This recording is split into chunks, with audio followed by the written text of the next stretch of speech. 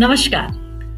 Sales are design to detox, इस विषय पर हम बात कर रहे हैं और आज हम उसकी तीसरी फंक्शन को देखेंगे कि हमारा शरीर किस प्रकार से अपने आप को डिटॉक्स करने के लिए बनाया गया है। पहला तो हमने देखा विद्युतीय, दूसरा हमने देखा यांत्रिकीय और आज हम देखेंगे केमिकल अर्थात रासायनिक तरीके से अपनी कोशिकाएं अपने आप को कैसे डिटॉक्स करती हैं। इसके लिए 4 विधियों का इस्तेमाल करती है हमारी कोशिकाएं। मैं उसको कहती हूँ MOHA, मोहा, याद करने के लिए शॉर्ट फॉर्म।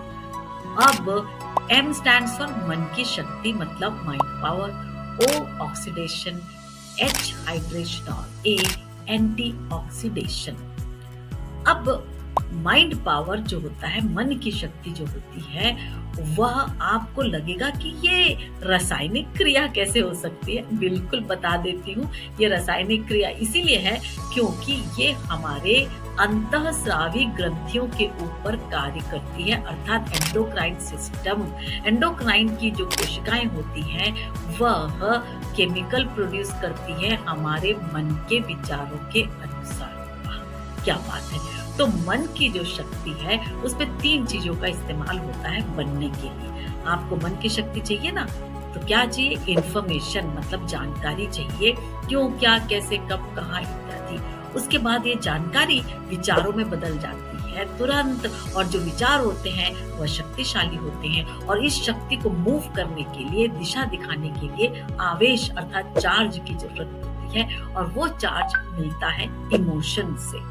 मतलब इमोशन में पॉजिटिव और नेगेटिव चार्ज होते हैं। तो जो पॉजिटिव चार्ज का इस्तेमाल करोगे तो हमारे अंतःस्रावी ग्रंथियों में फील वेल न्यूरोट्रांसमीटर्स मतलब अच्छी लगने वाली न्यूरोकेमिकल्स प्रोड्यूस होते हैं, तो हमें मजा आता है, जैसे कि डोपामिन, एपिनेफ्रिन, नॉरएपिनेफ्रिन इत्यादि। और ये जो है जब ट्रांसमिट होते हैं या निकलते हैं तो पॉजिटिव इमोशन कहलाती हैं। इससे क्या होता है, हमारी कोशिकाएं अपने अंदर की जो टॉक्सिन है उसको ज्यादा दक्षता से, क्षमता से बाहर निकाल सकती है। यदि वो नेगेटिव से अटैच हो गई तो क्या होगा, तनाव वाली स्राव निकलेंगे जिससे कि कोशिका में जो आपके टॉक्सिन है वो अट्रैक्ट होके बैठ जाएंगे। क्या बात है।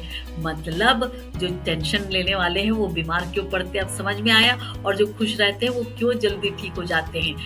मैं तो कहती हूँ कि 90% बीमारियां मन की शक्ति से ठीक हो सकती हैं। इतनी ताकत है हमारी कोशिकाओं के अंदर में अपने आप को ठीक करने की। अगले बार मैं आके बताऊंगी आपको कि बाकी जो केमिकल फंक्शंस हैं जैसे ऑक्सीडेशन, हाइड्रेशन एंड एंटीऑक्सीडेशन कैसे काम करते हैं और ये सब के सब इलेक्ट्रोमॉलिक्यूलर फ्रीक्वेंसी में परिवर्तित होकर कोशिकाओं के अंदर काम करती है। तो ये शब्द को भी याद रखना क्योंकि अब इलेक्ट्रोमॉलिक्यूलर मेडिसिन डेवलप हो गई है और हम आपको उसके बारे में बताते हैं। अगले बार जल्दी मिलते हैं, तब तक के लिए नमस्कार।